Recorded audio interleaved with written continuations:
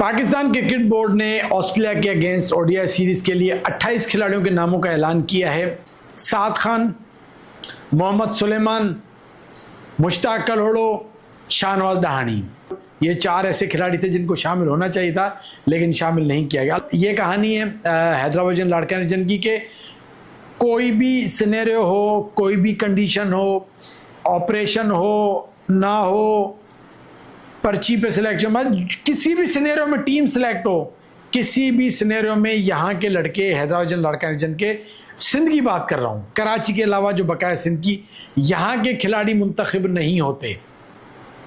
समझ से बाहर क्यों नहीं होते? बहरहाल साद खान वो खिलाड़ी है जो पिछले 4-5 साल से मुसलसल परफॉर्म कर रहा है, मुसलसल परफॉर्म कर रहा है, लेकिन उसको मौका नहीं दिया जाता।